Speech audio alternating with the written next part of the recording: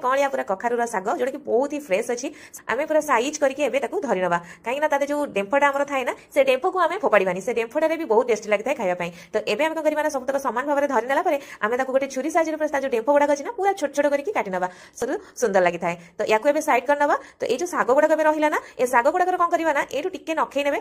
देखिए एमती भाव में छड़े ने गोटे सूता भाव में गोटे बाहर जीव तो आउ सब सागर पत्र गुड़ाक कौन करना साइज एकाठी करके धरी ना आ गए छुरी हो कि पनिक हो एमती आप कौन करना पूरा सरू सरू पतला पतला करके काटी ने काटी तो ये पूरा छोट छोट मुझे काटी नहीं कौन करना गोटे बड़ जगह किसी पानी नहीं जावा आ पानी नहीं सारा कौन करना जो शाग गुड़ाक रखिए से पकईदे आगे भल भाव में धोई ना जहाँ भी किसी मैला थी से बाहर जीव आ धोई सारा आम कौन करना भल भाव में चुपुड़ी गोटे प्लेट को काढ़ीदे देदेजी पाखापाखि 2 ରୁ 3 ଚାମଚ भाया रिफाइन तेल आ तेल गरम हो गला से देदेबा गोटे सुखिला लंका ता सहित आधा चामच देदेबा सोरिष सोरिष टिके फुटी आइला बेलू छोट छोट काटिक रखिथिबा गोटे छोट साइज रो पियाज को मुझे पकई नहीं तापर से मुझे देदे 6 ରୁ 7 कला भाया रसुण जोटा को खंड खंड करके छोट छोट भाव में काटिक दे आप चाहिए छेचिकी देपारे रसुण और पियाज देना तार बास्नाटा बहुत बढ़िया आए आउ आम हल्का 1 मिनिट पर्यंत भाजीदेवा जमीन पियाजटा आम टिके नरम हो बेसी आम भाजबार ना ये देखो मुझे गोटे छोट आलू नहीं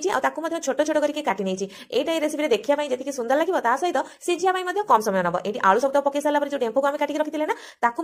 सब तक पकईदे धोईकी ये देखो गोटे चामच मुग डाली जोटा कि 1 घंटा आगुरी पानी बतुरे रखी आउ से बढ़िया से फुली जाइए स्टेज में मुझे पकई दूसरी आउ सब को देखिए मुझे स्वाद अनुसार लुण को देदे बस एवं आम कौन करना ये सब को भल भाव में तेल गोलैदबा तेल एमती भाजी ना जहाँफल कि जहाँ भी किसी कंचा स्मेल थी डालीर आलूर ए सब आम पड़ेगा एवं आम कौन करना घोड़ईदबा पाखापाखि 2 मिनिट भाया जमीक ये हल्का तेल में भाजी हो 2 मिनिट पर मुझे देखूँ जहाँ भी किसी अल्प टे पानी था तो सहीटा तो मरी जाए सागर ये सब जो परिवा पकईले आलू हरिका डाली ए सब हल्का भाजी हो जाए तो एवं आम कौन करना से पाखापाखि अध ग्लास टे कम हम पानी देदेबा आउ पानी दे सारा कौन करना मुझे 2 ରୁ 3ଟା बड़ी जोटा कि भजा होकर रखाई ए स्टेज में मुझे दूसरी